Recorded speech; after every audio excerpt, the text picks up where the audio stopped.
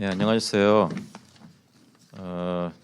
지난주에 멤피스 갔다 왔는데요. 기도해 주신 분들 너무 감사드립니다. 좋은 시간 보냈고 총회도 제가 총회를 여러 번 교단 총회를 참여해 봤는데 그 중에서 제일 깔끔하게 처리된 총회였습니다.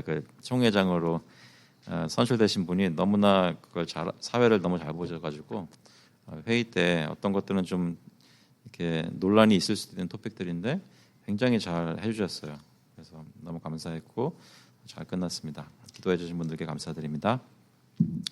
예, 오늘은 주제 강의 교회 사역 안에서 여자의 섬기기 7번째인데요. 저희가 원래 계획은 2번, 3번 하면 다 끝나겠지 했는데 7번째까지 왔습니다. 그래서 사실 저희가 보고 있는 게 여기 적혀 있는 교단에서 나온 리포트입니다. 여성이 교회 사역 안에서 어떻게 섬길 수 있느냐 그거에 대해서 2017년도에 나온 리포트를 저희가 보고 있는데 오늘 부분이 끝나고도 좀 많이 남아 있어요. 하지만 좀 이게 분기점이 약간 어느 정도 인달락을 맺을 수 있는 분기점이거든요. 그래서 일단 저희가 이 토픽을 살피는 것은 오늘까지 하고 그 다음 주부터는 다른 주제들 가지고 좀 살펴보려고 합니다. 나머지 부분들은 지금 영어로 되어 있는 리포트는 저희 교회 웹사이트에 있고요. 그래서 개인적으로 살펴보시기도 하시고 또 나중에 좀 더 저희가 직분제 선출할 때라든지 그런 때 그 주제를 좀 더 살펴볼 수 있는 기회가 있을 때 더 나아가 보도록 하겠습니다. 예, 그동안 저희가 핸드아웃으로 드렸던 그 내용들은 그 리포트를 거의 다 한국말로 번역한 것이니까 여러분 레퍼런스로 가지고 계셔도 괜찮겠습니다. 예, 오늘 첫 번째 페이지를 보시면 예수님의 사역과 바울 서신에서 나타난 여자 역할들의 일관성이라고 되어 있는데요. 무슨 얘기냐면 예수님의 사역하셨을 때 그 여자들이 가졌던 위치나 또는 바울 서신에서 바울이 얘기하는 그 사역 안에서 여자들의 역할 이런 것이 예수님이 했던 방법과 바울이 했던 방법이 다르지 않다는 것이죠. 어떤 패턴이 있다는 것인데 저희가 오늘은 좀 3장밖에 없지만 그 내용은 좀 많은 거라서 천천히 살펴보도록 하겠습니다. 첫 번째 그 문단 보시면 첫 번째 문단 같이 한번 읽어볼게요. 예수님은 12명의 남자를 그의 사도로 세우셨다. 베드로라 불리는 시몬, 안드레, 야고보, 요한, 빌립, 바돌로메, 도마, 다데오, 시몬 그리고 유다이다. 예수님은 사도들을 그의 기반적인 증인으로 임명하셨다. 그는 그의 사역 동안 그들이 귀로 듣고 눈으로 보고 손으로 만진 것에 대해 증언하도록 훈련시키셨다. 그의 부활 후에 그들은 예수님의 손과 발의 상처를 보았다. 그들은 만지고 보고 믿고 증언하였다. 그들은 교회의 근간이 되는 메시지를 설교하고 기록하였다. 그러니까 예수님께서 사도들을 세우셨을 때 남자를 12명을 세우셨는데 다 남자들이었다는 것인데요. 그들에게 무슨 일을 맡기셨는가? 교회에서 가르쳐야 되는 복음, 중요한 교리들 이런 것들을 그분들한테 그 사도들에게 맡기셨다는 거죠. 근데 여기서 이제 포인트아웃 하고자 하는 거는 이 사람들이 유독 여자가 아니라 남자였다는 거예요. 근데 예수님이 그렇게 하셨는데 그럼 우리도 이렇게 해야 되지 않느냐 이런 얘기를 하는 사람들에 대해 이것에 대해 이제 반대하시는 분들은 어떻게 말씀하시냐면 그 두 번째 문제에 나와 있죠. 이것도 같이 한번 읽어보겠습니다. 복음주의 평등주의는 이것을 부인하지는 않지만 그것의 중요성을 축소한다. 그들은 예수님이 남자 리더들을 선택하신 것이 오늘날 기독교 리더십에 대한 선례가 되지 않는다고 주장한다. 그들은 고대 문화에 연관된 일시적인 조건들이 예수님으로 하여금 여성 사도들을 세우는 것을 못하게 하였다고 이해한다. 이러한 조건들은 먼 과거에 존재했으므로 예수님이 남자 리더십을 세운 것 역시 과거에 속한 것이라고 말하는 것이다. 그 논지는 이해되시죠? 이것은 그 당시 문화에서 여자들보다 남자들이 훨씬 더 그런 어떤 리더가 되거나 어떤 역할을 하거나 그런 문화적인 요소가 있었기 때문에 예수님도 그것을 거스려서 하지 않으셨다는 거예요. 그런데 이 글을 쓰신 분의 주장은 그건 이해하기 힘들다는 겁니다. 왜냐하면 제가 읽어드릴게요. 그 당시 사회적 감정을 거슬릴 것이라고 해서 예수님이 여자들을 제자들로 세우시고 같이 여행을 다니는 동반자로 세우지 않으시겠는가라는 거죠. 만약에 그것이 정말 문화적인 요소라면 그것이 예수님으로 하여금 여자들을 사도들을 세우지 않았던 이유라고 볼 수 있는가? 예수님이 평소에 했던 걸 보면 그것을 그렇게 생각할 수 있겠는가 물어볼 때 답은 그렇지 않다는 겁니다. 예수님은 필요에 따라서 언제든지 사회적 관습을 깨시는 일을 하셨습니다. 나병 환자를 만지시고 세리와 창녀들을 친구라고 부르시고 이방인들을 치유하시고 안식일에 요구되는 유대인들의 관례를 어기셨어요. 성전에서 장사하는 사람들을 몰아내셨고 여자에게 사마리아 여자 기억하시죠? 여자에게 말을 걸리면서 유대인 남자는 사마리아 여자에게 얘기하지 않는 통념을 깨셨습니다.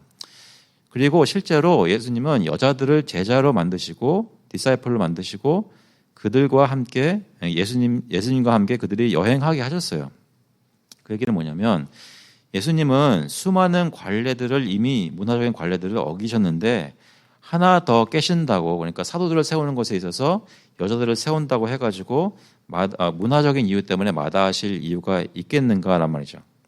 게다가 예수님은 도덕적인 이슈가 문제가 될 때는 사회적 압력에 굴복하지 않으셨다는 거죠. 굉장히 반사회적 통념적을 깨는 그런 활동 액션을 많이 취하셨다는 것입니다.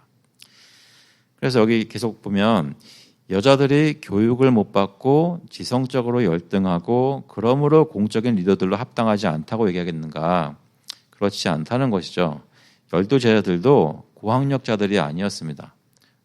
어부들이 대부분이었고요.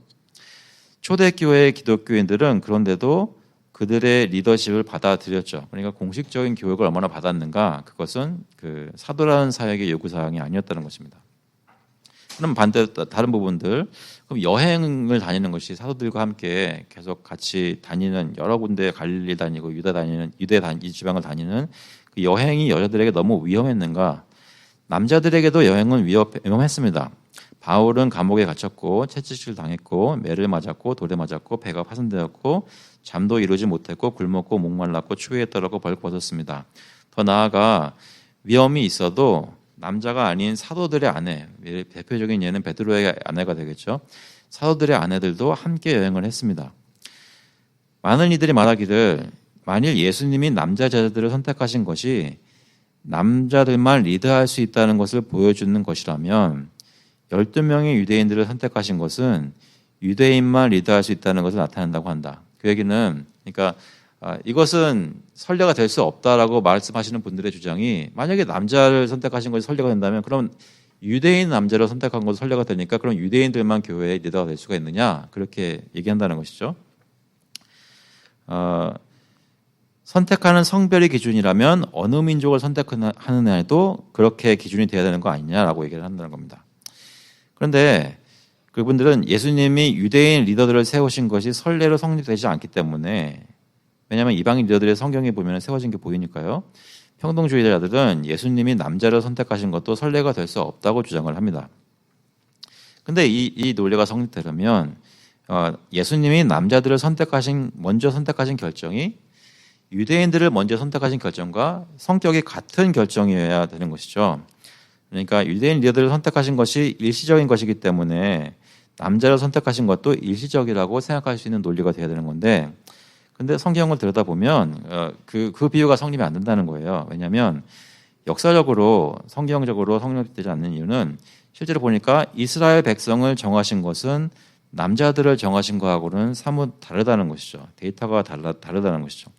역사적으로 보면 이스라엘 백성으로 제자를 정하신 것은 하나님의 구속사에서 특별한 요소로 등장을 하는 부분입니다.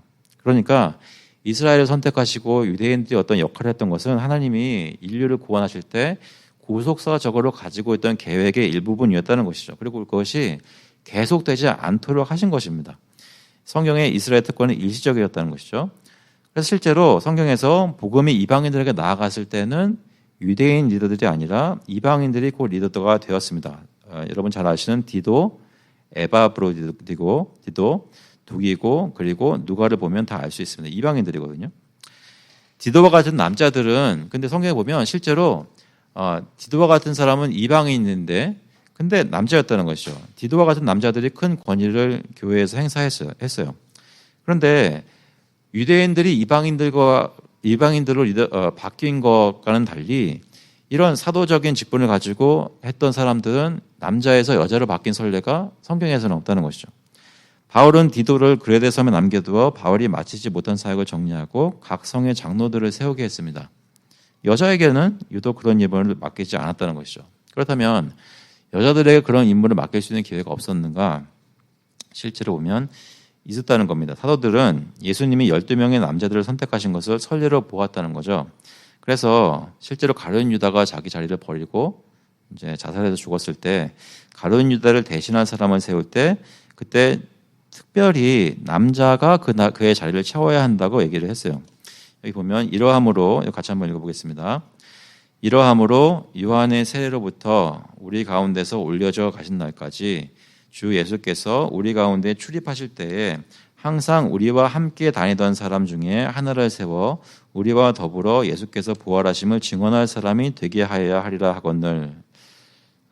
근데 여기 한국말로 사람이라고 번역된 단어는 인간을 뜻하는 엔트로포스라는 말이 아니라 남자를 뜻하는 아네르라는 말입니다. 이게 뭐냐면 사도들이 그 사도의 자리를 비어진 사도의 자리를 채우려고 할 때 유독 남자를 고집했다는 것이죠. 그 선례를 따라 또다시 교회가 7 집사를 세울 때 그때도 7 남자 똑같은 단어를 써서 남자로 이렇게 제안을 한다는 것입니다. 그래서 교회의 구제 사역을 관장하게 하였죠. 저희가 성경에서 보면 장로와 집사 또는 사도 같은 이런 직분들을 할 때는 유독 남자들을 했다는 거예요.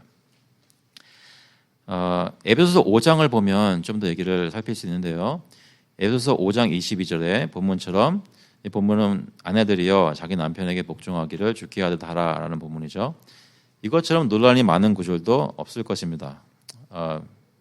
혹시 기억하시나요? 예전에 수년 전에 저희 전에 있던 교회에서 그 가정의 달에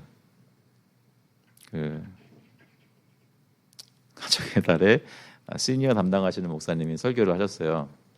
근데 그때 이 순서에 따라서 이 얘기를 먼저 하신 거예요. 아내들이여 자기 남편에게 복종하기를 주께 하라 하면서 이 역할을 얘기를 했어요. 근데 그 다음 부분 남편들이 아내들을 얼마나 사랑해야지 그걸 얘기를 하셔야 되는데 그 기회가 안 돌아왔어요. 그래가지고 그때 이것만 말씀하셨거든요. 제가 기억하기로.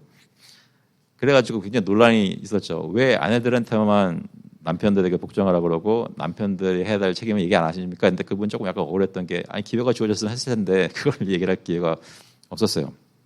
근데 그때 논란이 되었던 이유는 실제로 기회가 있었다 하더라도 이거 자체 그러니까 아내들이여 자기 남편에게 복종하기를 주께 하라라는 말이 실제로 저희 지금 시대에서 아내들이 들을 때도 여자들이 들을 때 크게 거부감을 느끼게 다가오거든요. 그 이유는 여러 가지가 있을 수 있겠지만 왜 그런가?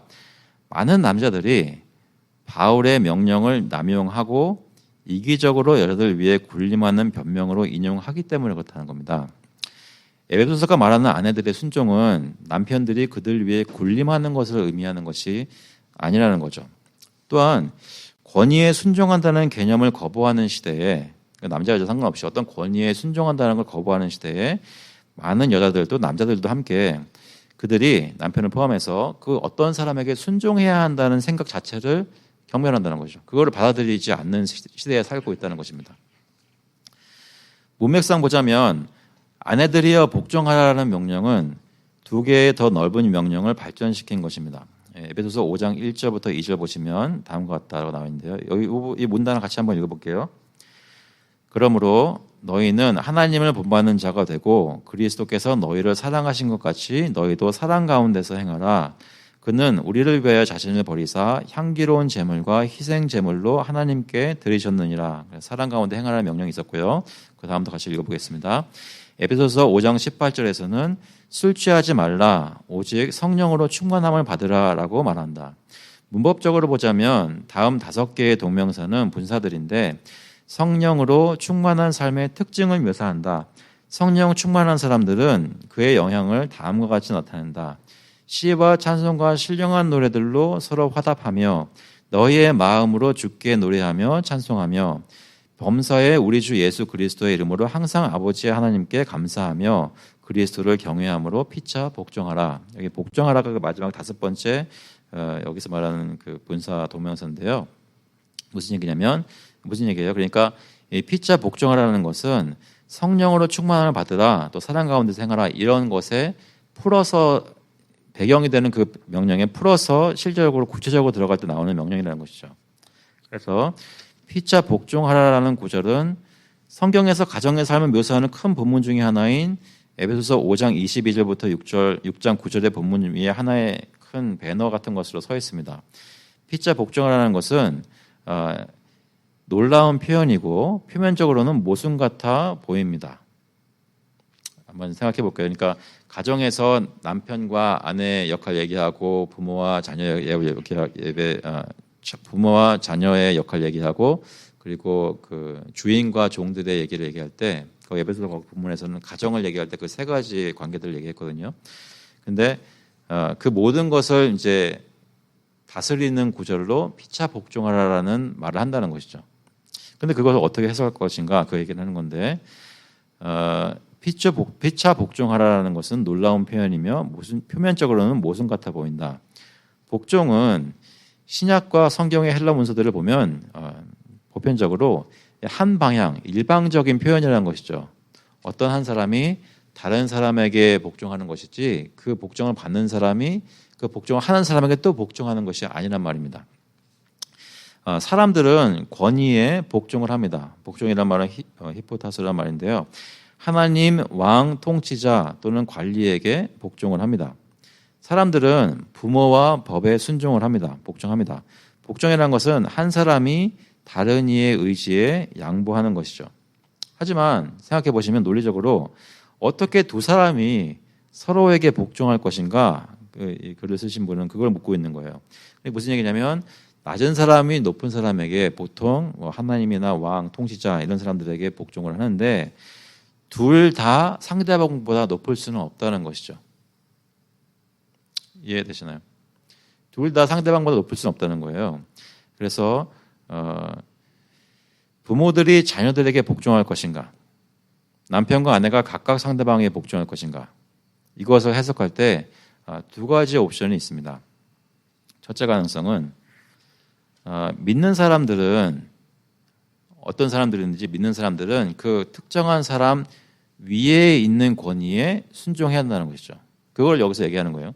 이 견해에는 서로에게 복종하라는 명령은 모든 사람이 다 모든 사람에게 복종해야 된다는 말이 아니라 만약 그렇게 되면 권위체제라는 것이 없어지고 말 테니까요. 그것보다는 바울이 말하는 것은 크리스천들은 그들 위에 언제든지 어떤 이가 적법한 권위를 가지게 되면 그 사람은 그 위에 권위를 가지는 사람에게 순종해야 된다. 이런 말을 하고 있는 것이죠.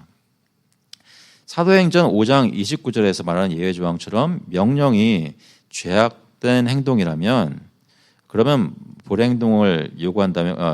죄악된 행동을 요구한다면 그럼 불복해야 되겠지만 그건 죄를 명령하는 게 아닌 적법한 것을 명령하는 적법한 권위가 적법한 것을 요구하면 그것을 순종해야 된다는 것입니다. 피차 복종하라는 말은 자녀가 부모에게 복종하는 것처럼 부모가 그들의 자녀에게 복종한다는 말이 아니라는 것이죠.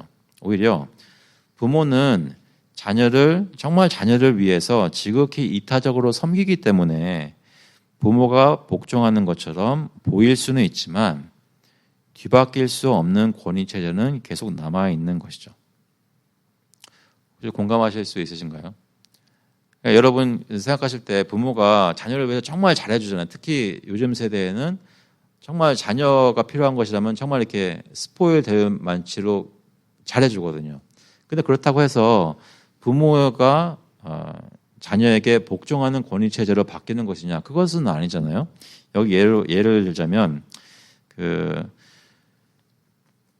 부모는 계속해서 자녀에게 너 빨리 올라가서 자야 돼 라고 얘기를 할 수 있지만 그 말을 듣는 자녀가 좋아요. 하지만 당신들도 가서 자야 돼요. 라고 얘기할 수 있냐는 거죠. 권위체제라는 그 구조 자체는 남아있다는 것입니다.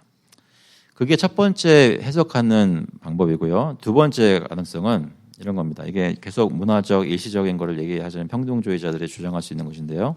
둘째 가능성은 모든 고정된 권위관계가 옛날에는 문화적으로 봤을 때 고정된 권위관계가 있었지만 이제는 다 상대적으로 되어버려서 그 상황에 따라 일시적인 필요나 서로가 동의하는 때 말고는 아무도 다른 사람 위에 권위를 행사할 수 있는 권리가 이제는 없다는 것이죠. 그래서 남편은 아내를 리드할 수 있는 일반적인 의무가 없고 목사들은 그들의 교회에 본질적인 권위가 있는 게 아니며 고용주들은 피고용들을 위해 객관적인 권위를 가지지 못한다고 얘기를 하는 겁니다. 이 주장에 따르자면. 그래서 첫째 가능성과 둘째 가능성이 어떻게 이 피차 복종하라는 말을 이해하는지 이해가 되시는지요? 그렇게 두 가지 다른 옵션을 생각한다는 거예요. 여기서 말하는 것은 첫째 가능성을 선호하고 긍정해야 할 이유가 여러 가지가 있습니다. 피차 복종하라는 것은 모든 크리스천은 어떤 사람이든지 상관없이 그 사람, 특정한 사람 위에 있는 권위들에게 복종하여야 한다라는 말을 피차 복종하라는 말로 뜻으로 이해할 수 있다는 것이죠. 모든 이가 모든 이에게 복종한다는 뜻이 아닙니다.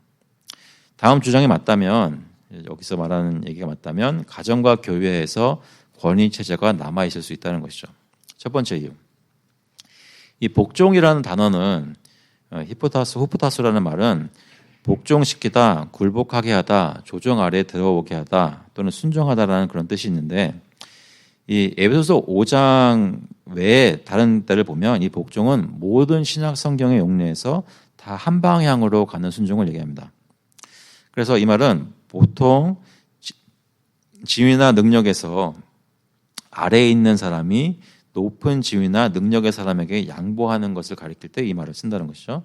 그러므로 피차 복종하라는 말은 모든 크리스천이 모든 이들에게 복종하라는 것이 아니라 모든 크리스천은 어떤 권위든지 합법적인 권위에 항상 순종하는 자세로 살아라는 그런 복종하라는 말이라고 하는 것입니다.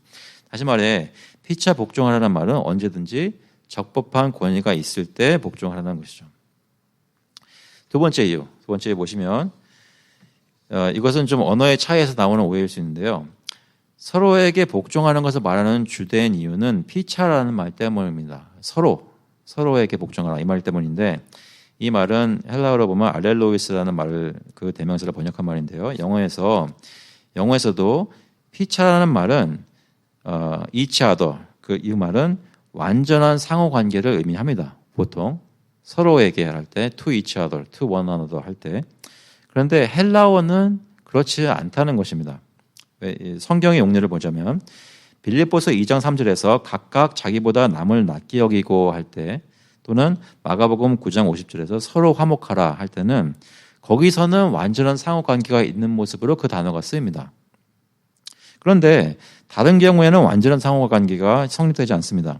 갈라디아서 6장 2절에서 너희가 서로 짐을 서로 지라라는 말은 어떤 말이냐면 모든 사람이 자기가 지고 있는 짐을 다른 사람과 짐을 바꿔서 서로의 짐을 져주라 이런 말이 아니라는 것이죠.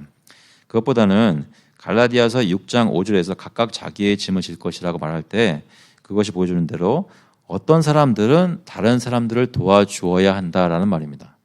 그러니까 내가 너의 짐을 져주니까 너도 나의 짐을 꼭 져줘라 이런 뜻으로 얘기하는 것이 아니라 어떤 사람들은 스스로 짐을 질 수가 없기 때문에 그 사람의 짐을 지어주어라는 말을 할 때 이 알렐로이스라는 피차라는 말이 쓰였다는 것이죠. 어떤 사람들은 다른 사람들을 도와줘야 한다는 말이고 완전한 상호관계를 여기서 얘기하고 있는 것은 아닙니다. 더 가벼운 짐을 지고 있는 사람이 때에 따라서 적절할 때는 다른 사람들의 짐을 져주어야 한다는 것이죠. 마찬가지로 크리스찬들은 적절할 때에 순종하여야 하는 것입니다.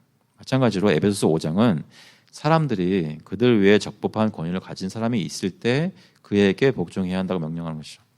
그래서 5장 22절부터 6장 9절까지 본문은 서로 완전히 상호적인 순종을 하라는 말이 아니고 자녀는 부모를 순종하고 종들은 주인들에게 복종하지만 그 반대가 되지는 않는다는 것이죠. 부모가 자녀를 순종하고 주인들의 종들을 순종하는 게 아니란 말이죠. 그러니까 유추할 수 있는 것은 뭐냐면 절대적인 상호관계가 결혼관계의 규범이 되지는 않는다는 것입니다. 그러니까 실제로 들어가서 피차 서로 사랑하라는 것을 복종하라는 걸 들여다보면 아내들은 순종하고 남편들은 희생적으로 사랑하는 그 안에 성경에서 정해주는 원리적인 관계가 있다는 것입니다. 다시 말해 남편은 그의 아내를 지극히 이타적으로 섬겨서 그가 그녀의 필요와 바람에 순종하는 것처럼 보이지만 사실은 이타적인 것이 바울에 따르자면 리더십의 한 모습이라는 것입니다. 그 이유는 그거 잘 아시는 대로 그리스도께서 그렇게 하셨거든요. 그러니까 남편과 아내의 관계에서 하나님께서 바울이 보여주고자 하는 것은 예수 그리스도가 교회를 위해서 이타적으로 희생한 모습을 통해 그리고 교회가 모든 일에서 그리스도를 순종하는 것처럼 그 관계가 그 결혼의 관계, 그 권위 체제가 세워지고 서로 섬기고 서로 사랑하는 그 모습 속에서 나타나게 하고자 그 권위 체제를 유지한 거란 말이죠. 그래서 본문은 또한 순종의 범위를 제한하여 완전한 상호성에 미치지 않습니다. 여기서 말할 때 아내들은 모든 남자들에게 복종하라고 하지 않습니다. 자기 남편들에게 순종하라고 하죠. 더 나아가 바울은 자녀들에게 순종하라고 하고 종들에게 복종하라고 하지만 남편들, 부모들, 주인들에게 아내들, 자녀들 또는 종들에게 복종하라고 얘기하지 않습니다. 그러니까 여기서 말하는 복종이라는 것은 어떤 특정한 관계에 제한된 특정한 그 대상에 대해서 복종하라는 것이죠. 세 번째 이유, 바울의 다른 글들은 권위 체제가 남아있음을 보여줍니다. 바울은 로마에 있는 크리스천들에게 다스리는 권위들을 복종하라고 명령합니다. 바울은 교회에게 그들을 감독하는 사람들에게 순종하라고 합니다. 그는 정부가 백성에게 순종하라고 하지 않고 감독들에게 교회 안에서 감독들에게 사람들을 순종하라고 하지 않습니다. 에베소서 5장은 완전한 상호관계를 가르치거나 권위체제가 무너졌음을 가르치지 않는다는 것이죠. 아까 똑같은 얘기인데요. 아내들은 남편들을, 자녀들은 부모들을, 종들은 주인들을 순종하는 것이지 그 반대가 아니라는 것입니다. 그러니까 바울의 지시는 이 권위의 개념을 바꿉니다.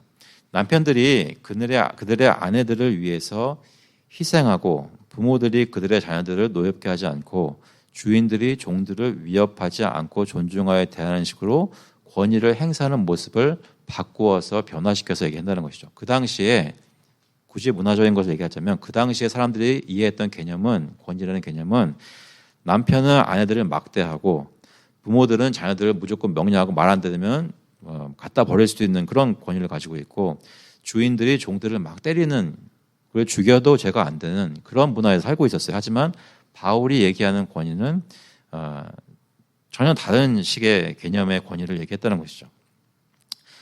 권위들이 다른 이들을 위해 그 힘을 사용하는 식으로 나타낸다고 얘기를 하는 것이 그 체제를 바꾸는 것은 아니라는 것입니다. 다르게 사용하라는 것을 얘기하는 것이죠.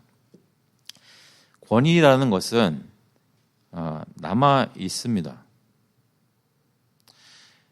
그들이 자비롭게 리드하면 겉으로 보기에는 마치 그들의 권위가 사라지는 것처럼 사람들은 오해할 수 있지만 그렇지 않다는 것이죠. 남편이 그의 아내를 사랑하고 부모가 그들의 자녀를 귀하게 보살피고 주인들이 위협을 벌이고 권위들이 그들 아래에 있는 사람들의 필요를 향해 굽힌다면 이것을 가볍게 보는 사람들은 그들이 권위를 벌인 것처럼 생각할 수 있지만 실제로는 그렇지 않다는 것입니다. 크리스천 남편과 새롭게 결혼한 과부에게 또는 크리스천 아버지에게 새롭게 입양된 고아는 굉장히 새로운 경험을 할 수가 있었어요. 그 전에는 믿지 않는 남편을 도왔다 그 남편과 관계를 가지다가 남편이 죽어서 과부가 된 사람 또는 부모가 굉장히 권위적인 그래서 굉장히 학대하는 그런 부모 밑에서 자녀로 지냈던 아이가 고아가 되었을 때 만약에 크리스천 남편과 새롭게 결혼하고 크리스천 아버지에게 입양된다면 그 경험이 다르게 보일 것이란 말이죠. 그들이 보통 자기 마음대로 하는 주들로부터 떠났다면 이런 새로운 주들이 주어졌을 때 모든 것이 새로워 보일 것입니다. 그들의 필요는 중요합니다. 임의적인 요구는 사라집니다. 크리스천들은 권위를 충분한 사랑을 동반하여 행사함으로써 모든 삶이 새롭게 보여질 수 있도록 해야 하는 것입니다. 그래도 크리스천들은 어떤 모양이든 목적만 이룰 수 있으면 가정이든 교회든 우리가 보기에 좋은 방법으로 아무 체제나 다 만들어서 행사할 수 있다라고 말하는 것이 아니라는 것이죠. 그것은 성경에서 허용하는 것이 아닙니다. 아직도 남자들이 가정의 방향을 책임져야 하고 그 가정이 잘됨을 위해서 그렇게 하나님께서 만드셨다는 것이죠. 물론 결혼이라는 것은 다른 권위관계들과는 좀 다릅니다. 바울은 자녀와 종들에게 순종하라고 하고 오베이라는 말을 썼고요. 아내들에게는 순종이 아니라 복종이라고 합니다. 여기 사실 좀 이 의미가 한국말에서 좀 바뀌는데요. 영어로 말할 때 obey 하는 거하고 submit 하는 거하고는 좀 느낌이 다르죠. 그 obey는 정말 그 동등한 것이 아니라 지위 자체가 달라가지고 복종해야 되는 그런 당연한 구조에 있는가 하면 submit은 동등한 관계에 있음에도 불구하고 어떤 역할 때문에 서로에게 순종하는 그런 것을 얘기할 수 있습니다. 그래서 한국어 번역은 복종이 순종보다 더 강한 표현은 들리지만 영어 표현으로는 obey가 submit보다 더 강하게 들립니다. 남편과 아내의 관계가 좀 더 상호적인 것을 암시합니다. 기억해 보면 부모들은 자녀들에게 가도 잘하고 할 수 있죠. 하지만 결혼은 더 상호적이어서 아내가 남편을 침대에 부를 수도 있습니다. 더 나아가 복종은 헬라 로마 문화에서 리더가 세우는 경계 안에서 어느 정도의 자유를 허용하는 표현입니다. 하지만 오늘날에는 지금 복종이라는 개념 자체가 순종이라는 개념 자체가 사람을 매우 비하하는, 그러니까 내가 하는 일은 내가 결정하는 것인데 왜 나에게 이것을 하라고 권위를 행사하느냐 하고 이렇게 반대할 수 있는 그런 문화에 저희가 살고 있기 때문에 오해가 있을 수 있다는 것이죠. 그것이 여기서 얘기하는 그 여자의 역할들, 남자의 역할들 그런 것을 성경에서는 어떻게 패턴적으로 보여주고 있는지, 권위에 대해서 성경은 무엇이라고 얘기하는지를 설명하는 내용들입니다. 혹시 들으시면서 질문 생기시거나 말씀하실 거 없으셨어요?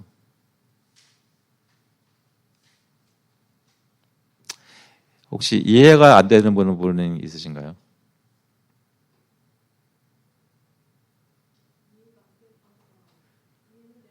네. 네.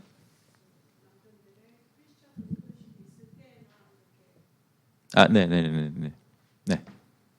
그러니까 여기서 아까 언급을 했죠. 그러니까 그 남편들이 지금 결혼 관계 갑자기 얘기하자면 남편들이 아내와의 관계를 가질 때 아내가 남편을 순종하고 남편이 아내를 위해 희생하는 어떤 권위 체제가 남았다고 얘기를 할 때는 그것이 실제적으로 잘 되려면 남편이 정말 그리스도처럼 아내를 위해 죽을 수 있는 희생이 있어야 될 거 아니에요. 그러니까 아내가 그걸 용납하고 좋다 그러면서 순종할 것이지 그것도 안 하는데 교회가 그리스도가 교회를 위해서 희생하신 적이 없는데 교회가 그리스도 순종하는 게 아닐 거 아니에요. 그 말씀하시는 거잖아요. 거기에다가 되려 질문을 해보자면 그러면 남편이 아내를 잘 사랑하지 않아요. 희생을 잘 못해요. 그러면 남편이 한 것 때문에 아내는 남편의 권위를 무시할 수 있는 권리가 생깁니까? 만약에 가정에서 권위라는 것이 사람이 만들어낸 것이 아니라 하나님이 가정이라는 체제를 만드시고 그 안에 이렇게 살아라라고 말씀하신 것이라면 어느 한 파티가 어느 한쪽이 그 하나님 말씀을 잘 안 들었다는 것이 그 상대방으로 하여금 하나님의 말씀을 나도 안 들을 거야 라고 할 수 있는 근거가 되냐고요.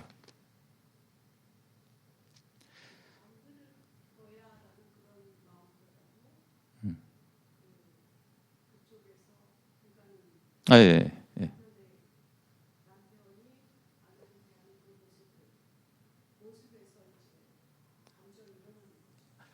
그렇죠. 그러니까 혹시 오해는 하지 마세요. 그러니까 제가 말씀드리는 부분은 아내가 실제로 지금 나를 사랑하고 희생하고 정말 따뜻하게 해주는 남편의 성경적인 권위 생사하는 모습이 없는데 하나님이 나에게 복종하라고 명령하셨으니까 이 남편이 어떻든지 간에 아내는 무조건 남편을 잘 복종해야 된다라고 요구할 수 있는 상황은 아닌 것입니다.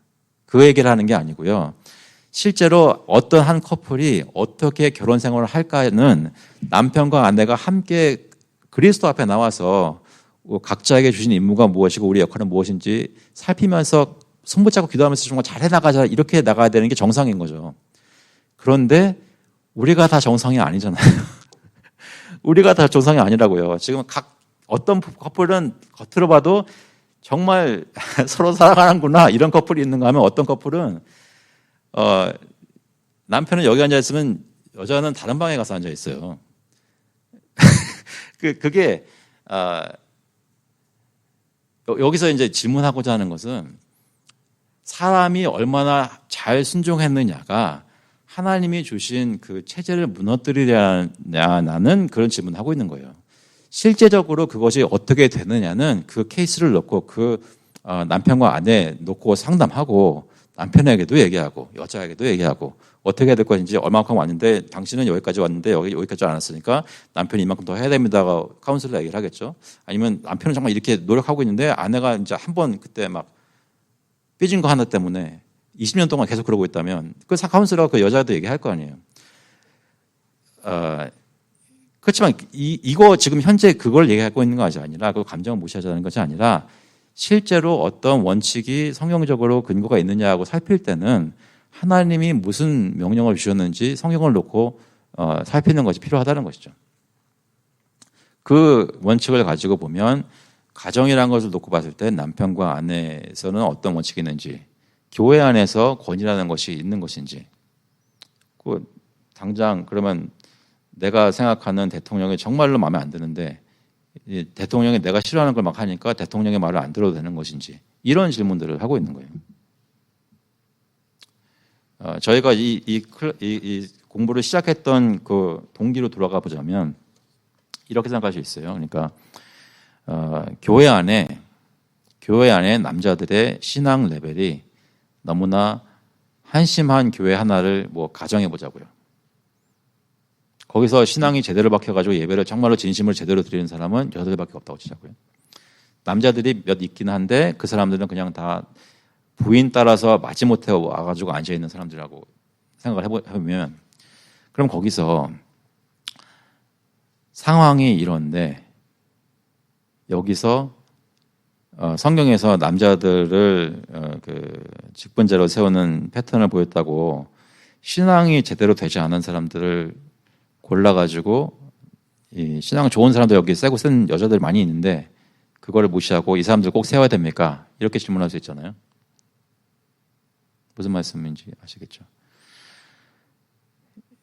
여기서 좀 조심해서 생각해야 될 것은 성경은 언제든지 장로나 집사를 세울 때 장로의 자격이 있는지 집사의 자격이 있는지를 살피고 세우라고 하고요.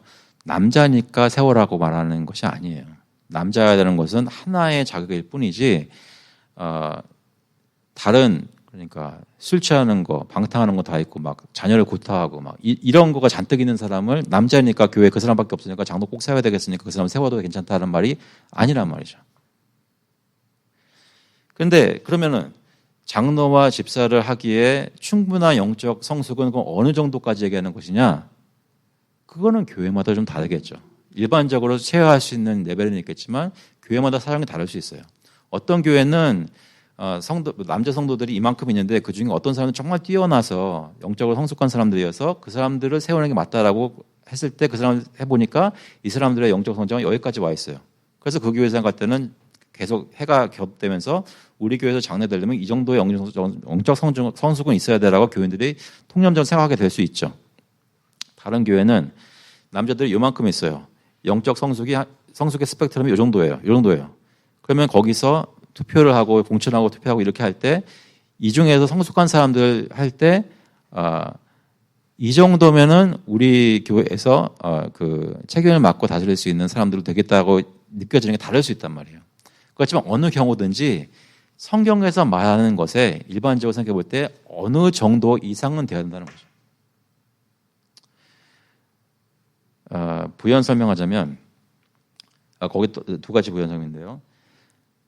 장로들이 이 정도 성숙이 돼야 되고 집사들은 영적으로 성숙이 이 정도 돼야 된다고 장로 자격을 이 본문에서 얘기할 때 절대로 교회 안에 있는 다른 성별, 그러니까 여자들의 성숙도보다 낮으면 곤란하다고 얘기하는 것이 아니란 말입니다.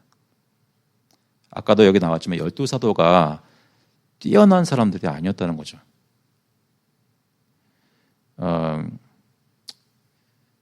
또 한 가지는 저의 교회 좀 더 특정적으로 저의 교회 같은 장로교회 시스템에서 좀 더 적용되는 부분인데요.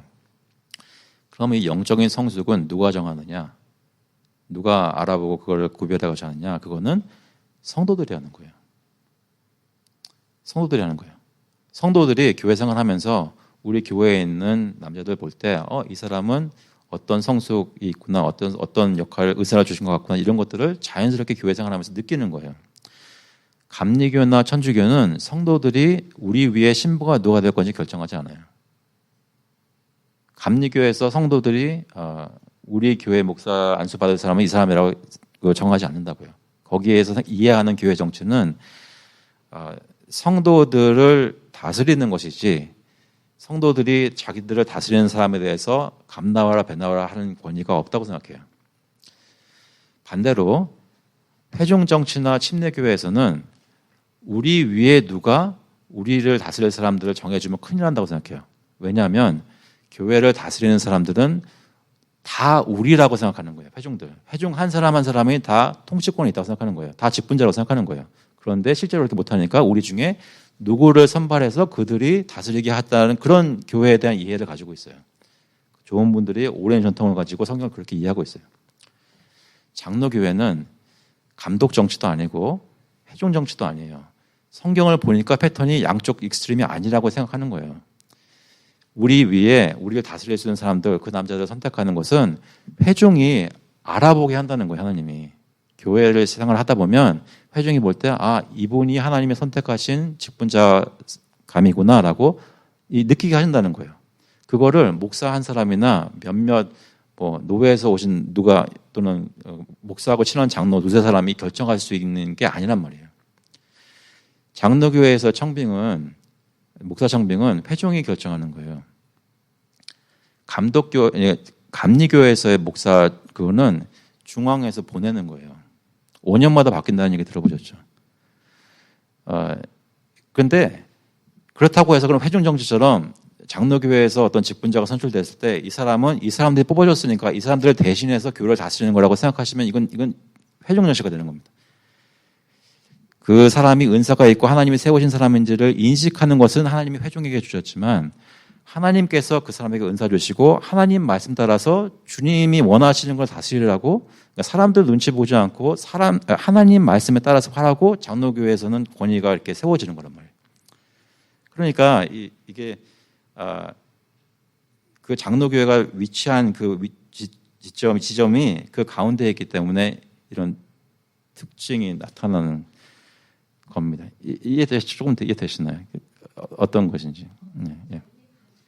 네. 네. 네. 네. 네. 네. 네. 네. 네.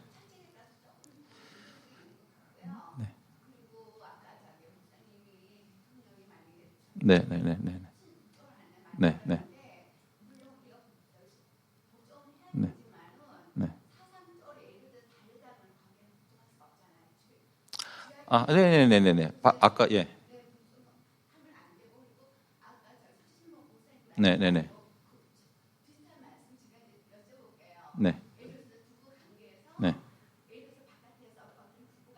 네. 네. 네. 네. 네. 네. 네. 네.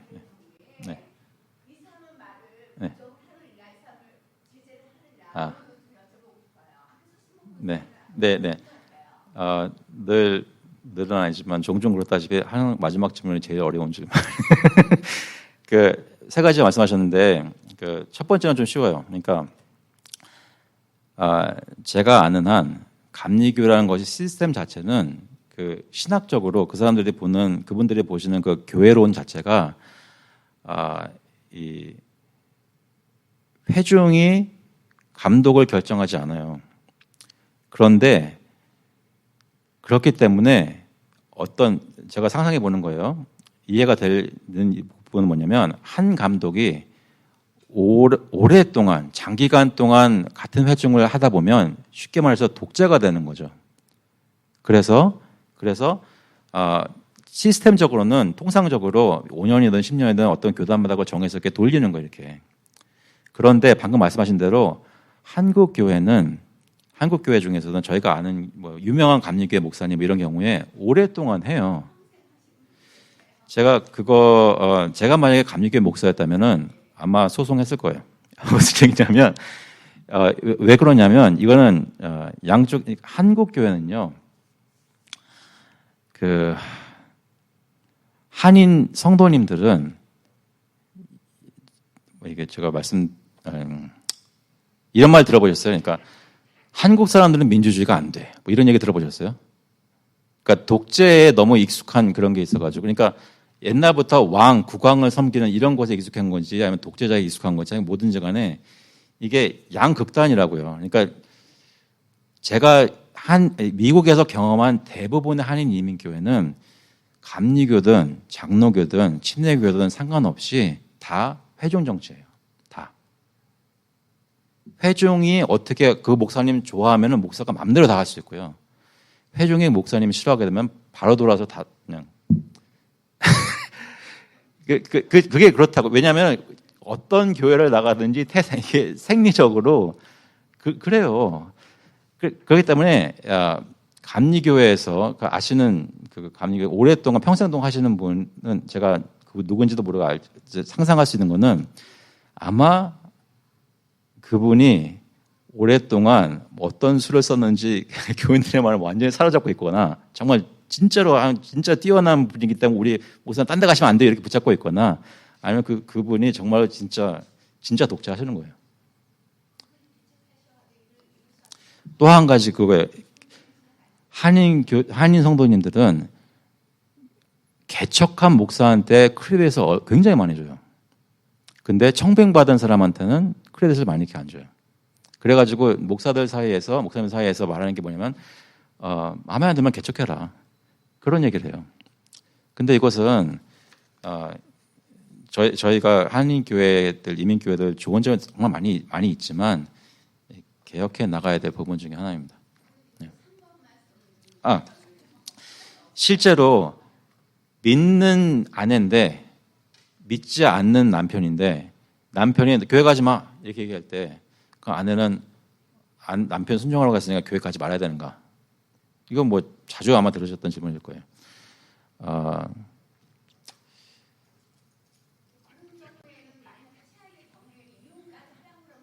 네, 그거를 이제 남편이 아내가 믿는 것 때문에 반대해가지고 막 못 살겠다 이렇게 나오면은 그 사람이 떠나가는 것을 반대하지 마라 그렇게 얘기해요.